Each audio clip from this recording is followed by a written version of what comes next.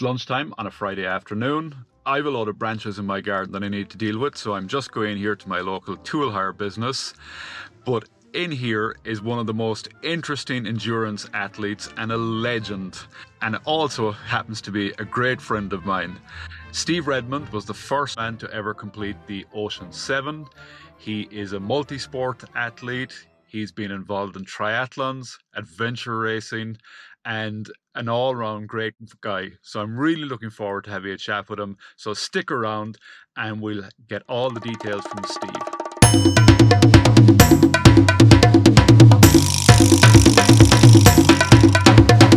So I'm here today with my great friend Steve Redmond. How are you, Steve? And we're going to do a chat socially distant, so I'm going to let Steve just stay on camera. Steve, I know some of the story, but maybe remind me again how you got into sport at an early age and how did things progress after that? Well, I didn't get into sport at an early age. I ran a couple of pubs in England and was never a very fit person. Played a bit of rugby in London and got kind of more heavily into it when I went to London Irish. But it was always 19 stone, very unfit, kind of more of the social side of things until I got a bit older and a bit more mature. Came away from London Irish, playing for seconds and thirds there just before it went professionals. I was never in that league, but always very competitive. Always loved swimming. Swam in London for many, many years in Lime Grove before my parents brought me home to Ireland in '74. No pool anywhere near us then for around 10 years, so that kind of went out the gap. Went to Lochaber in Fort William, played rugby up in Scotland, and then ended up in Ballydehob in West Cork, where my wife is from. Ended up playing for Skibbereen here.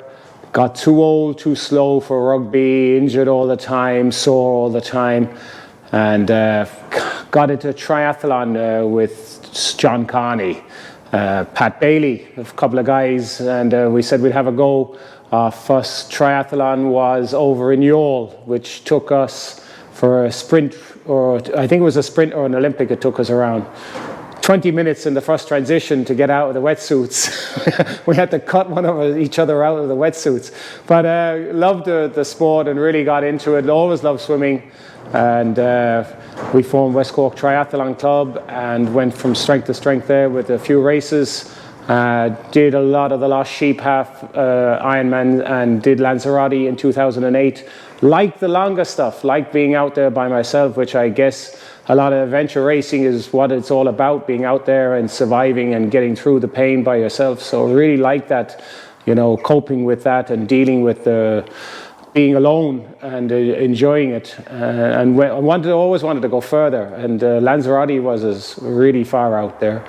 Completed that in around 14 and a half hours, 17 stone, so pretty heavy for that race, even though I probably lost weight for it, but even so.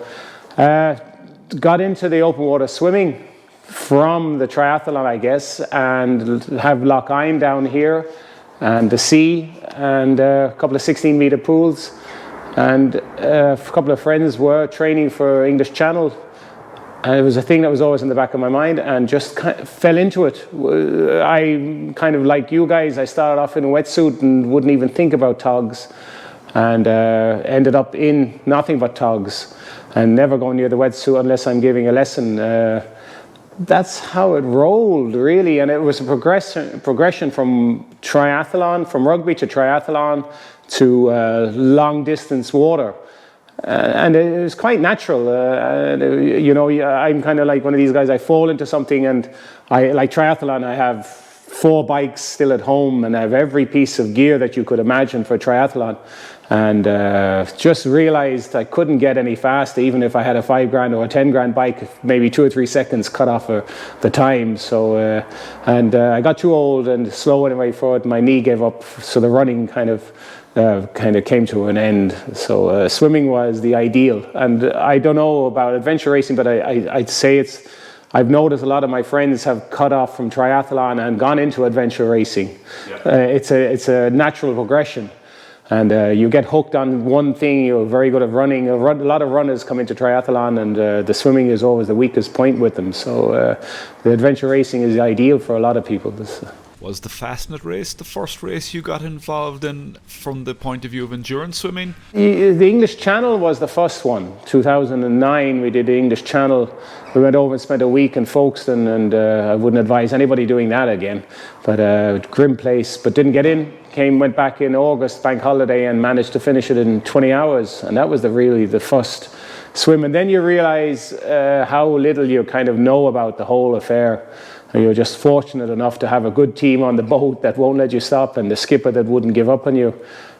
Came back here, and that was that. I wasn't doing any more swimming. And a friend of mine died. He contacted me on the boat when we were coming back, and he died around 6 weeks later. He told me he was all clear for cancer, and he died. And that kind of shook me. As you know, a lot of adventure racers are kind of middle-aged, getting on. You know, it's the fast guys are great, but it's the real middle-aged guys that are the interesting guys. Why are they doing it? To test themselves, really, more than, and you know, not to give up and find how far they can go. And we decided to kind of do the North Channel in his memory, and we didn't even know there was a swim up there.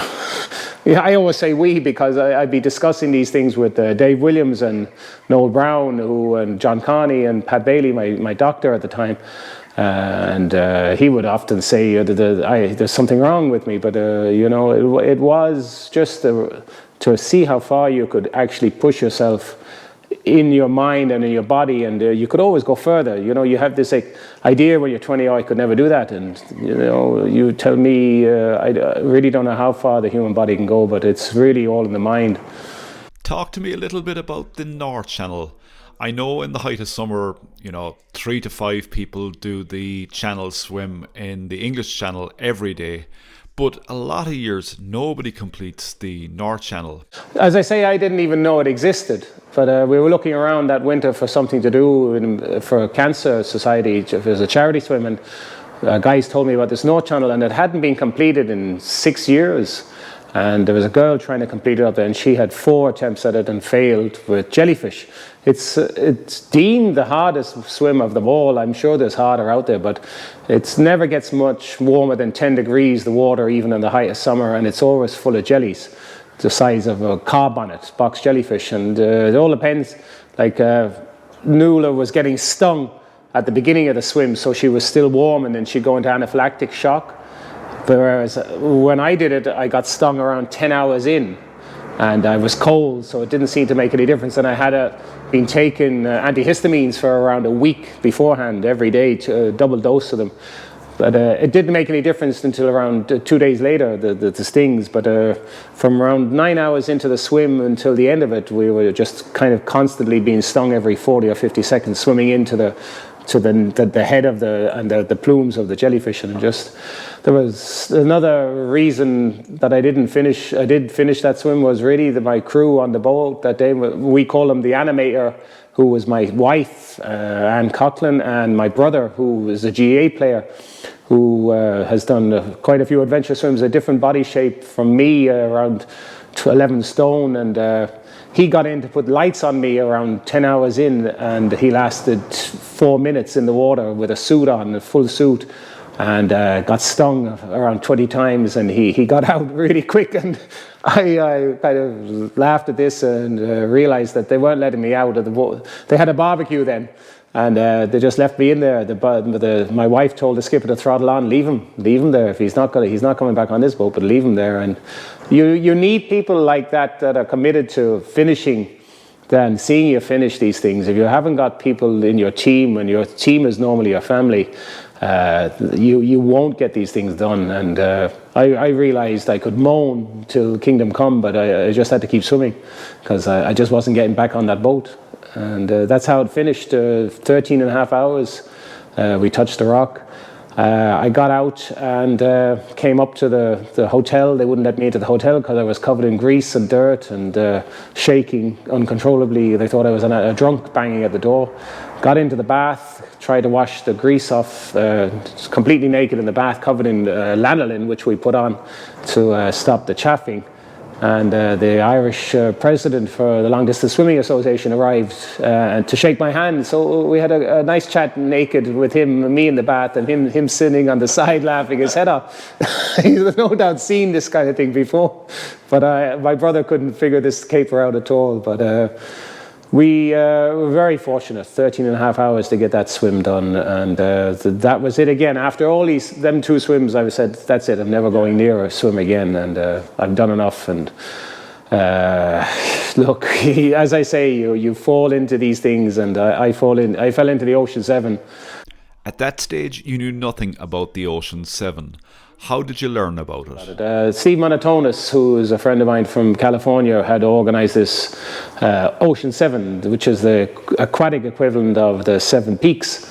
And he emailed me after we finished the North Channel, and he said, when you've done the 2 hard ones now, why don't you do the other 5? And I didn't know what the hell he was talking about, And we looked at this and said, there's just no way you can do this. It's all 7 of the most difficult channels everywhere, or dotted all around the world, like New Zealand, Japan, Cook's Straits is New Zealand, LA in California, Hawaii, Molokai, North Channel, Gibraltar, and the English Channel. And everyone had swam them, but nobody had ever completed these 7 channels. So I said, we could do it in 10 years, maybe take a channel a year or a channel every second year, because of the economics of it all. You have to pay for your skipper, you have to get your team there, you might not even get in the water.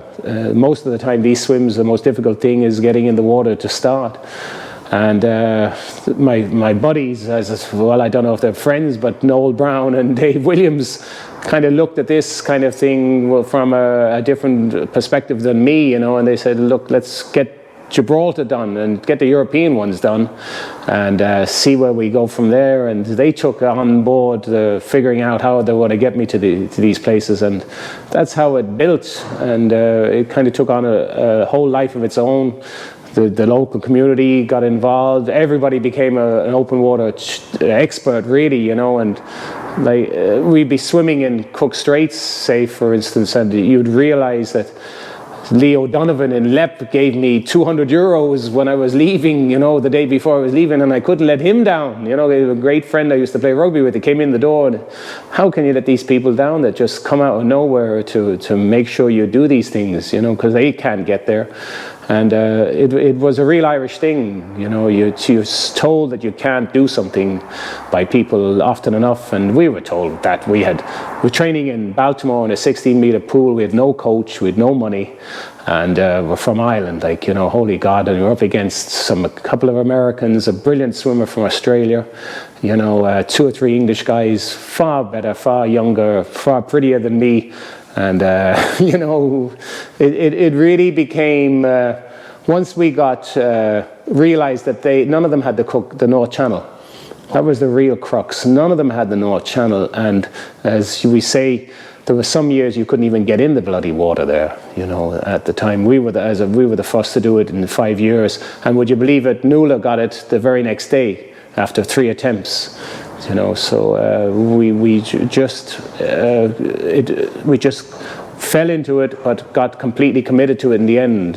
And it was really a race to prove everybody wrong. But with the Irish, that's how it is. We were good underdogs. We liked being underdogs, and we kind of took the Munster attitude. We'll show them and we'll beat them kind of thing, and to every swim, and it worked. And the Irish around the world were incredible. Like LA, a guy from Skibbereen put us up in a hotel in LA.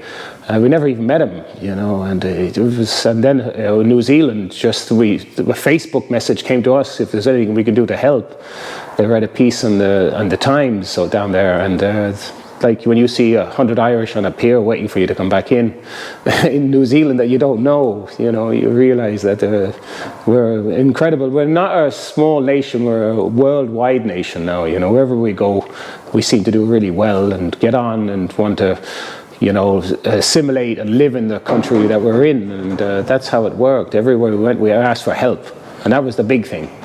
You finished the English Channel and the North Channel, then you put the next 4 together, and suddenly you're on the cusp of completing this challenge.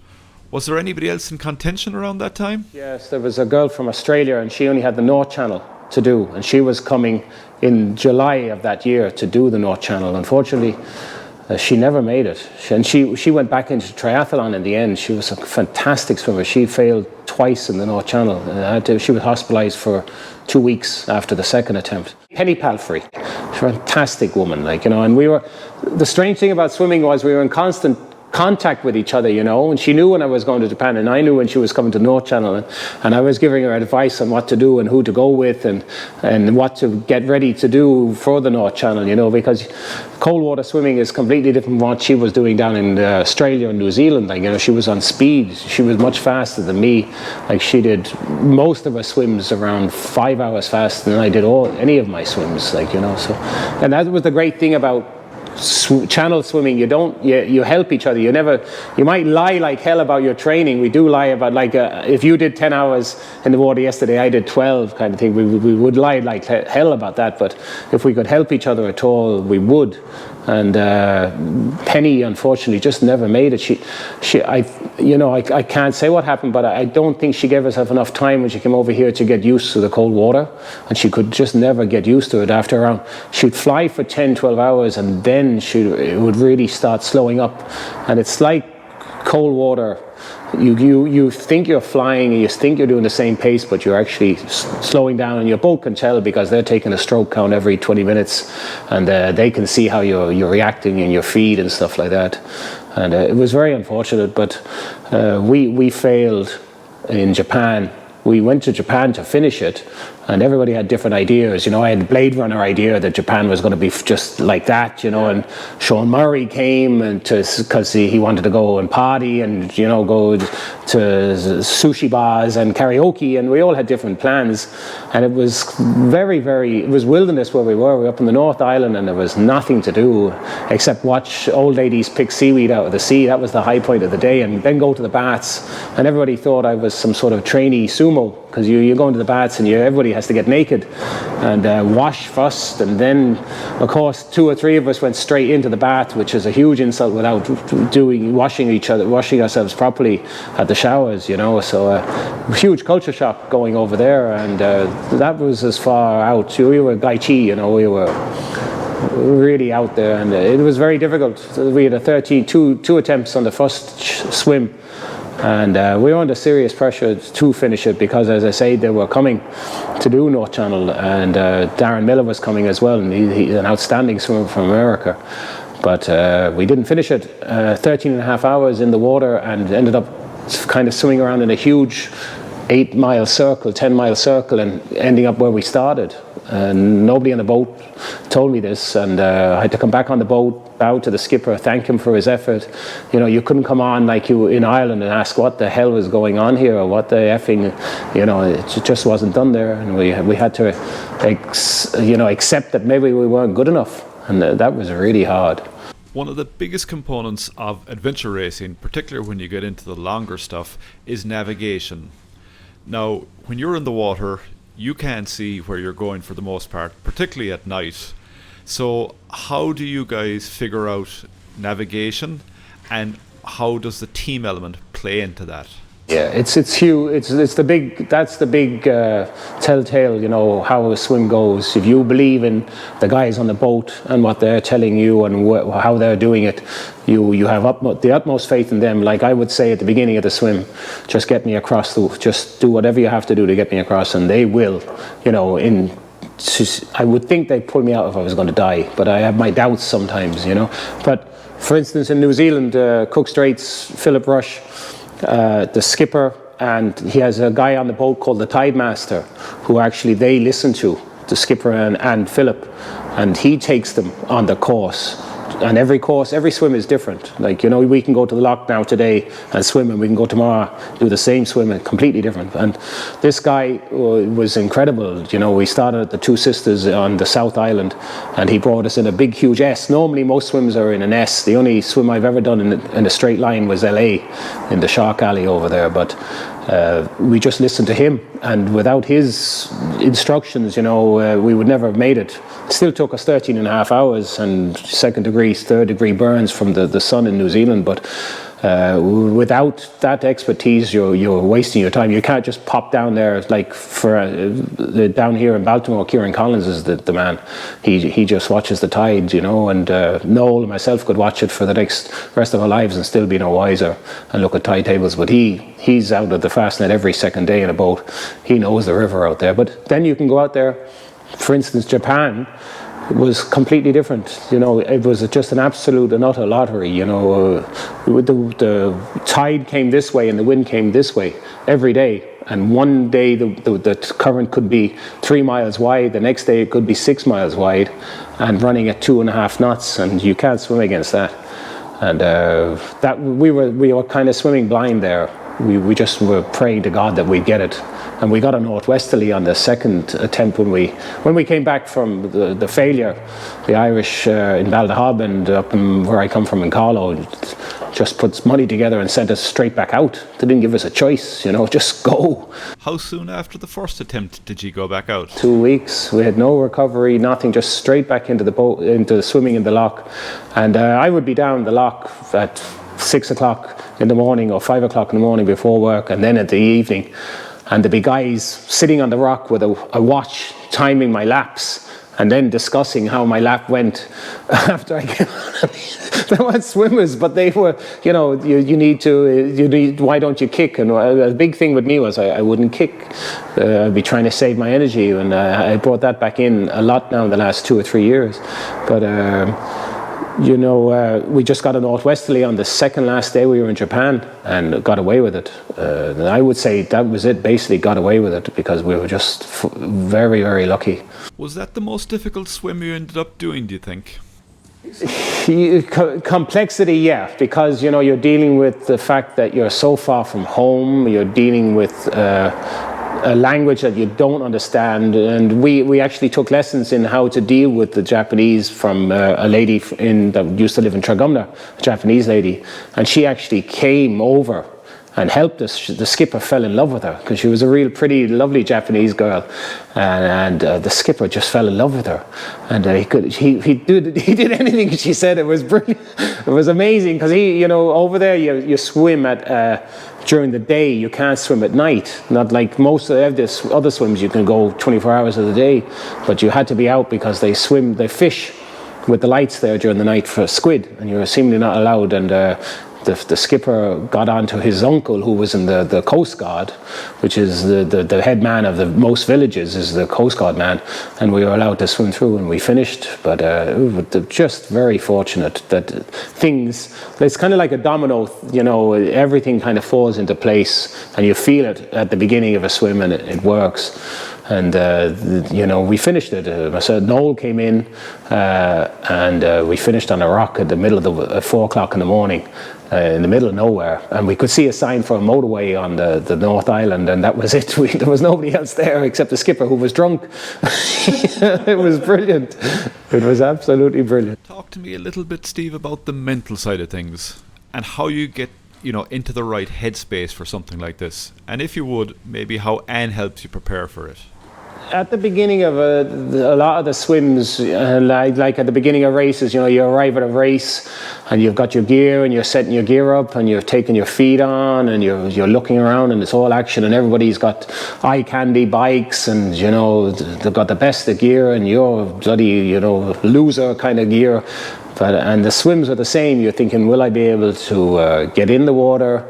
Will my body accept the feeds? What's the weather going to be like? The whole lot is flicking around in your head a million miles an hour. Your mind is in a turmoil. And what I always try to do, I did after the English Channel, I learned to self-hypnose, and I went to a lady out in Baldahob who taught me all this, and she made a couple of CDs for me to bring me down and make me go to a safe place, kind of a safe room. And it was kind of like Excalibur's lake. That's what I always envisaged, and I could swim through that. And it was flat calm, and everything in the sea also would be my friend, which she put into my head. Nothing was ever going to attack me. I don't know how she managed that, but there you go. But I learned to do this, and I really worked on that side of things. And I always call it letting go. and they always kind of say a prayer at the beginning of a swim and just let go of the water, and you're gone from everything. And like a race, you've got to concentrate on what you're doing for that second or that minute, and you can't see that far forward, but you have to get there. And you stop thinking about what's at the end and concentrate on what you're doing at this moment in time, and everything slows down. Time is immaterial. Like the guys on the boat I think there was only one swim ever, the Fastnet to Baltimore, from Baltimore to Fastnet to Skull, the second one. They told me the time on that. Normally the guys would never tell me time. I have no watches on, and because I didn't care about time. But as I say, when you have that and you kind of calm down and you realize you're in this for the long haul and you're not giving up. Like I failed on numerous swims, and it was very, very difficult to, like, we would come back in and strip them down and discuss them, and we've books upon books on where this went wrong and what we did wrong and what we have to improve upon. And the team would be very, very blunt. Like Dave Williams and Noel Brown and my wife Anne and Kieran, they can be very, very blunt. And there had to be that way to snap you out of this idea that you're good enough. And if you fail at something, it's kind of like a science experiment. I used to always classify it as a science experiment. I got that far, and what happened when the experiment failed? And that's how I would put it down, whereas the guys would say, well, you just weren't effing good enough. You didn't, as I say, a lot of the time I wouldn't be that fast. I'd be swimming around 2 miles an hour, 2.5 max. And my wife would always be there, you need to go faster, you need to go faster, you need to go faster. And she wouldn't take my bullshit. I'll give you an example. For instance, on the Baltimore swims this year, Baltimore to Fastnet, the first attempt, we kind of were going out on a practice swim. And we had Gary Minahan, my paramedic, who was a brilliant guy. But I didn't have my wife on board, and Noel. And we got out to the Fastnet, we were doing a bit of total immersion. We were leading with the elbows instead of the hands, kind of thing, in a revolution, trying to increase the speed and doing a bit of kicking. And I was actually slower because of the tide. And my shoulder started pulling a bit, and I said this to Gary, at around 9 hours after the first hour coming back in, and I knew we were very slow going out, like around 8.5 hours getting from Baltimore to the Fastnet, so we were going to be in the water for another 9 hours easy, because the tides were going to be all wrong for us coming back in. And he said, if it's not right in half an hour's time, we'll pull you, and that's all I needed. I worked on that, whereas my wife would have said, I don't give, I couldn't care less how your shoulder is. You accept that pain. That's your companion. That's what you're here for, to find that pain and work with it and deal with it. We'll give you painkillers. And Gary, being a paramedic, wouldn't give me painkillers. So I had 2 Nurofen that day, whereas normally I would have had maybe a couple of anti-inflammatories and around 8 Nurofen, because he was worried about my kidneys, which I didn't care about at all. But that is the major difference. You got to have this crew, and in adventure racing, you meet your crew along the lines, and they keep you going. And you're spending a lot of time training and doing things all by yourself, and failing and is letting them down. And that's what I would always say. I would let the people that have backed me up down, and I just can't. And that's how we finished all the swims, really. Couldn't let them down. Couldn't let the people here down. One of the big things you have to deal with, Steve, is the level of cold you're involved with. You're physically immersed in a hostile, cold environment. So how do you deal with that?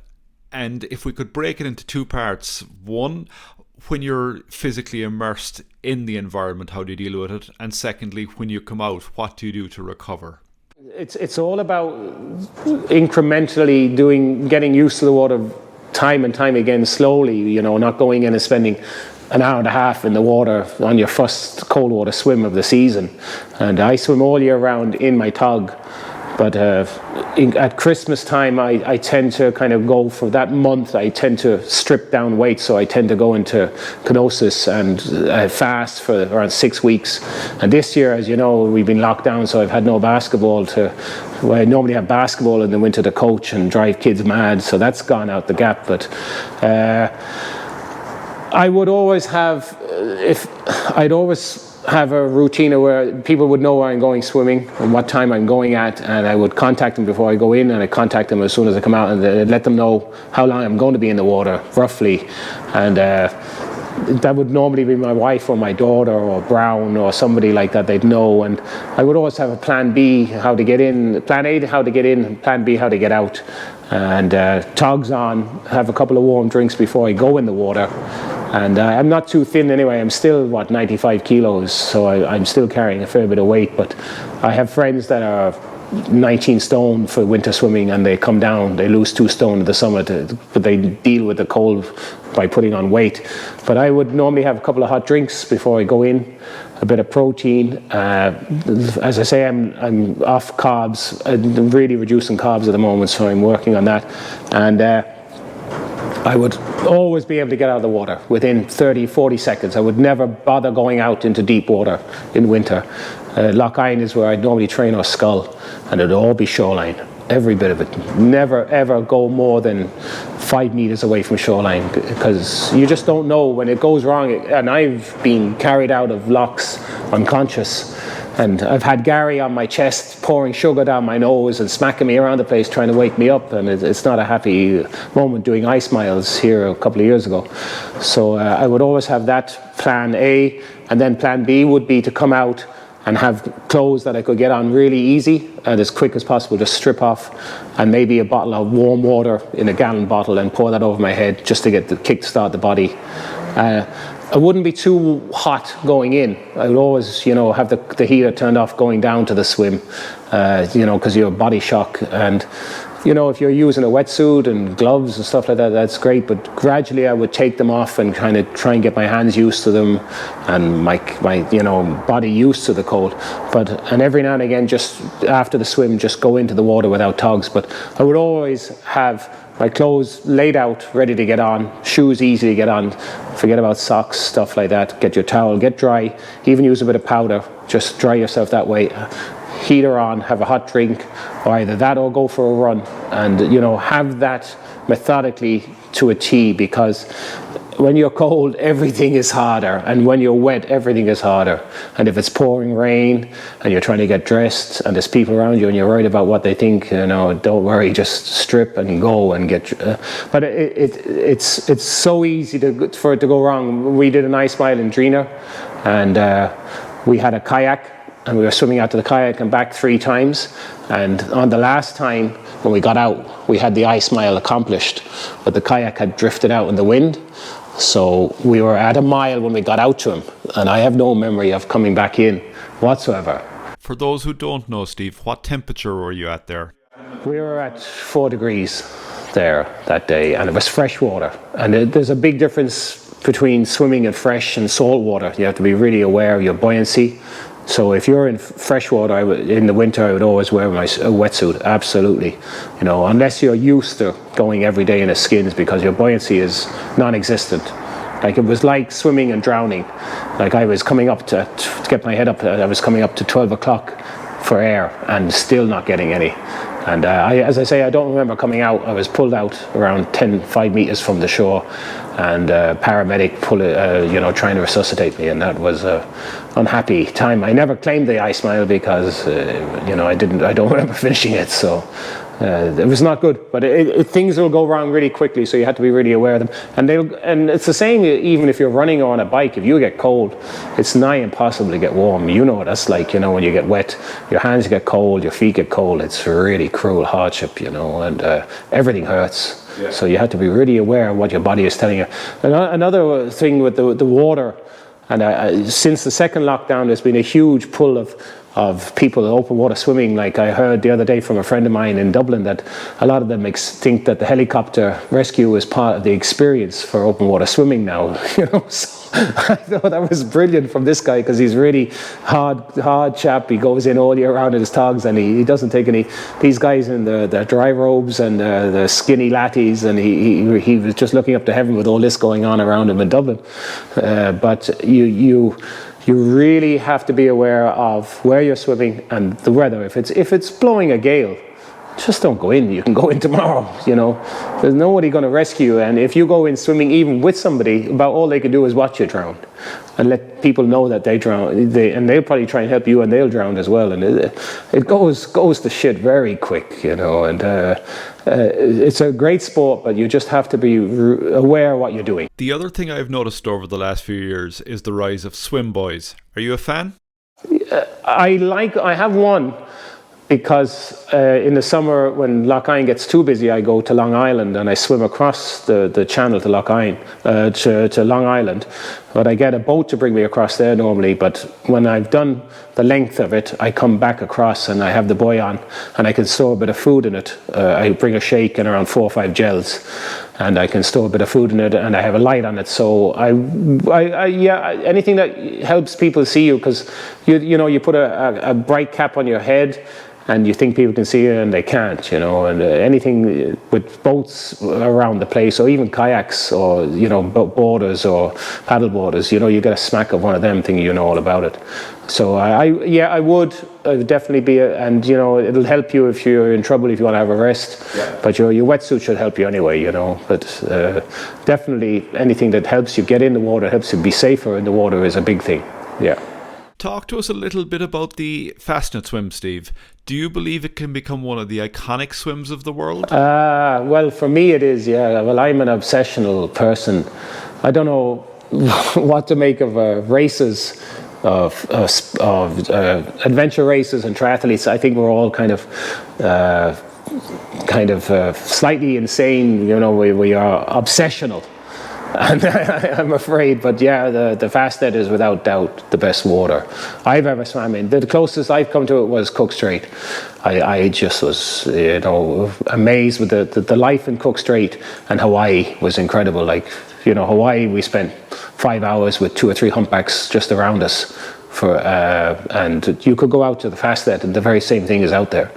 And every time we go out there, we're amazed by what's out there. We had 2 pods of minkies with us on the last swim for around 3 hours, just underneath the whole time, wondering what the hell, following the heartbeat, I presume. That's what they were doing, But to get out there and survive it and come back in and go around it and get into Skull, it's something that there's only around 6 people have done it so far. And I'm the only person to have got out there and gone around it and gone into Skull twice. And I'm the only person to go out there and come back in a complete solo swim. And stupidity maybe, but it's such, like at the beginning we were going to get out there and swim around it. And when we got out there, I said, just touch it and let's get the hell out, turn around and go. Because I spent 4 years trying to get the Fastnet out and back, and failed every year, twice each year, 2 attempts each year. And we got it this time in July last year. But we got out, and even then, the major problem was turning around. And like adventure racing, you get your bike done, and you get your kayak done, or you get your hill climb done, and you think, oh, that's it, I've finished. And that was it. When I got to the Fastnet on the previous attempts, my body had thought, oh, that's it, over. Yeah. And then to turn around and face back for the beacon in Baltimore and get in, that's where my mind would just start breaking up. And I'd say, no, I can't do it, and stop. And then the weather would kill me anyway, and I'd have to come out. And I'd spend another year and another winter giving out to myself. And fortunate to get it this, we had a different strategy. We decided after the 9-hour swim in Baltimore in June that we would go out, have a huge feed, touch the Fastnet, and turn around, jump somebody on, because you're allowed to bring a swimmer in to swim alongside you to keep your tempo up, like in English Channel rules. and not see the never look back at the Fastnet again. And they would keep the boat between me and the Fastnet, and then when I was feeding, keep the boat between me and Cape. So I seen no land of any description till I got to the Gasconange, which is the gap between Sherkin and Cape. So it really worked. It was a mind trick. And also they changed my feeding times, because normally I feed every 50 minutes. They changed them down to 40 minutes. So I thought I was flying. In my mind, that's 50 minutes gone. Jesus, that was great. And then they tell me I did 2 miles. That's even better. But little mind things, and they affect you in races too. Silly things affect you in races. Like I remember coming in on my bike in Lanzarote and giving it to a guy and said, look, you can have that. He said, look, mate, there's 700 guys before you just saying that to me. And Ireland, Munster were playing that day while we were doing the marathon. So I was running by an Irish bar, and the Irish guys were coming out and telling me the score, and it kept me going for the whole race. And it's stupid little things, you hook onto stupid little things, and I always hook onto what I'm going to say at the end to the first person that I meet at the end. And when I finished in the swim here in Fastnet, my daughter swam from the Green Boy in with me, and that was just like perfect. And she came out, and there was nothing to say. Steve Black was there. Like guys that were at the beginning of our careers in this stupidity were there, and it was just a perfect moment. And it was the seconds. I always say we look for these seconds, and they're gone. I've heard people on the way back in describe it as crossing the desert. What's that all about? Well, the desert would be just, I always call it the bit from the Fastnet Rock into the lee of Cape. They call it the river, because the water is going in 2 or 3 different directions at all times. It's pushing against you, it's pulling you, and I always call that piece just a desert, because you have no where to look for your eye to catch. You've no eye. If you want to look back at the Fastnet, you can look back, but that'll kill you because you're still so close to the goddamn thing. It's only 3 or 4 miles, but it takes around 4 hours to get there into the lee of Cape. And then when you get to the lee of Cape, it starts rising, and your eye is catching that. And that's what. And then when you get to the peak in the middle of the island, it starts going down. So as soon as you get to the other side, it's going down. You think you've done Cape, and you get through it. But that's what the deserts. That's for me. That would be the desert, because it's a wasteland, and it's not where I want to be. And it's only this last time when I swam Fastnet that I realised how bloody far the bloody thing is. It's nearly opposite Goleen. So I never really looked around, because you don't look around very often in these swims. And I realised, Jesus Christ, this is a long way out. But that would be the desert. And there was nothing there. There was no life. As soon as we got to lee of land, and Cape, you feel a little bit stronger, and the water starts to warm up, and the fish are there, the dolphins are there, the whales are all around you again. You have shoals of mackerel, shark flying all over, but out there's nothing. It's such a strange place, and it's so near. But it's like doing a run. You can be in the middle of nowhere in 5 minutes from starting your run, and that's what the Fastnet is, but it takes me 7 or 8 hours to get there. As you know, our slogan at Gormu is Venture, Share, Discover. Starting with venture, what was your greatest venture stroke adventure? I suppose it had to be Cook Straits and Fastnet. Cook Straits and Fastnet were the greatest, where I learned more than I ever learned. I met Philip Rush in Cook Straits, and he told me after the swim, when I was lying on the deck, he said, Steve, mate, that's the only day that you're ever going to get to do that swim. There was no day in your life, and we weren't giving up on you. And this was a guy I'd met 2 days before, and I couldn't believe that he was so committed to me achieving that, getting there. And that really stood by me for all the other swims. And then the Irish down there, the Irish that helped me, 2 girls came on the boat, complete strangers, and they contacted everybody back here and kept in touch.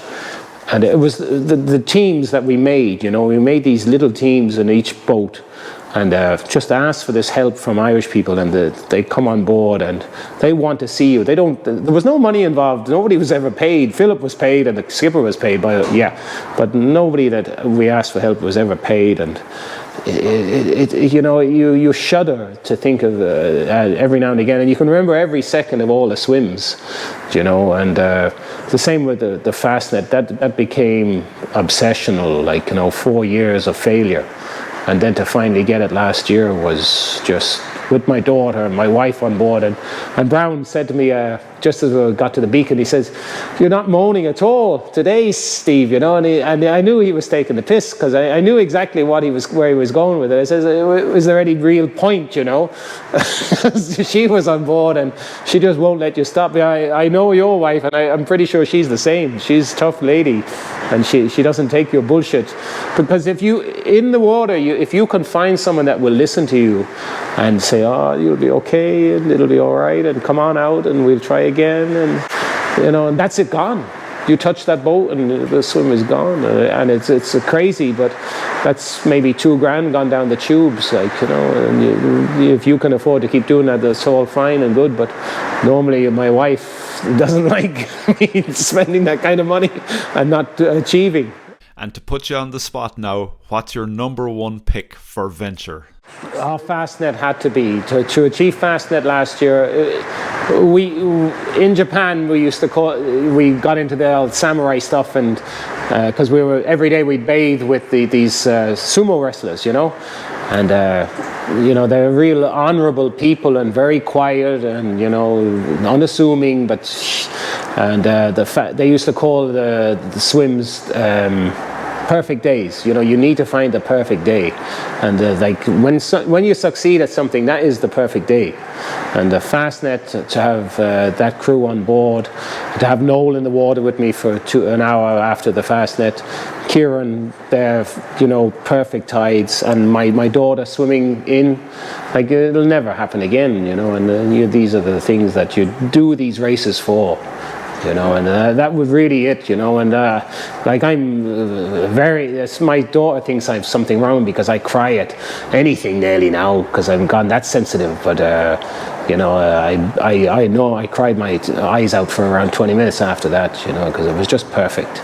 And that was it. The water, you have to go out there and do it, you know what it's like out there, it's stunning. Share. What do you want to share with people watching this? If you're going to do something, don't wait now until next year. Go and do it. Put it down, write it down in a book, or write it down on a whiteboard and put it out where you change or where you get up every day and see it. Put your targets up there and say, "I'm doing it this year." We've lost a year, and I think there's going to be a huge 18 months, 22 years ahead of us, because there's so many guys saying, "Well, I lost this year, I'm not waiting anymore, I'm not going to wait until next year to do it, I'm doing it this year." And I think there's going to be a huge influx of people into racing and swimming and pushing themselves further, because we have so much to catch up on, and that would be me anyway, and I have so much. And what killed me last winter was the basketball. Was we coached under 18s, and then they leave us, and we've lost the whole year of under 18 basketball. And they're all crazy, the girls and the boys. They're completely crazy, but they were absolutely brilliant kids, and they're gone, and they didn't have their year, and that really hurts. So every game we play next year, we'd be there with the referee, be saying, "Let's hope the year's rest helped you, because you weren't very good before," or something like that. And we'll be winning every game. And every swim we do will be, to achieve. And that's how we're going to go for it. Finally, discover. What spot do you think people should discover if they don't already know it? Lough really is the best training spot I've ever seen in Europe, really, I think. The altitude, yeah, that's fine if you want to go and swim in altitude, but no, Lough, Long Island for completely alone by yourself. The rapids out there, and Tragumna, really fantastic, very, very safe areas to swim, and very easy. like Lochine, the circumference is around an hour and 8 minutes, and you can get out at any time, and then it'll take you 4 hours to walk back, so it's easier to swim. So it's a good mental lesson, but yeah, really and truly, there is nothing. I'm sure the people have great training spots, but I'm biased. No, I've always thought that it's possibly the finest open water training facility in Europe, if not the world. Like I've been to Kinsale, and Ned Dennison would probably kill me now for saying this, but I've been around the island, and it's great. I've been around the island, and I kind of find it a bit boring, but then I am biased, you know, and hopefully he won't see this. So to wrap up, Steve, where do you want the Fastnet swim to go, and are you getting much international interest from world-class swimmers? Well, we had a lot of interest last year, but everything went to hell with Corona. So this year we have around a dozen people targeting the Fastnet this year, and there's some of them going out to the Fastnet and coming back in. There's some of them hoping to swim Baltimore to Fastnet to Skull. It's just to build it as an international swim to you know, because there's nothing like it. You know, you can go out there, and it's like climbing Everest naked. Everything that affects you hits you in the face, and you have to deal with it. And you can give up at any time. Touch the boat, the swim is over, but you'll never have that opportunity again to swim Fastnet. And as I say, with Noel and Nathan Timmins, Steve Black and myself, we have the Fastnet swim being pushed all around the world.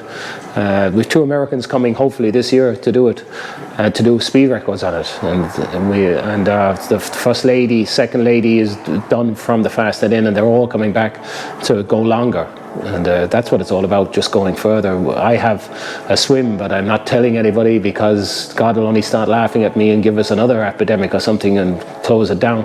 But you know, that without doubt is. It's hard to put a finger on it, but you know, when you're out there and you realize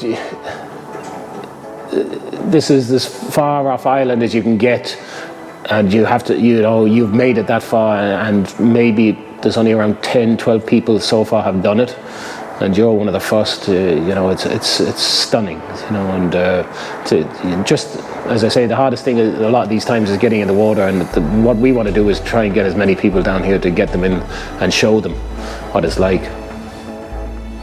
Does that make sense? I don't know, sir. It does. Steve Redmond, thank you. It's been, as always, a pleasure. Oh, God help you.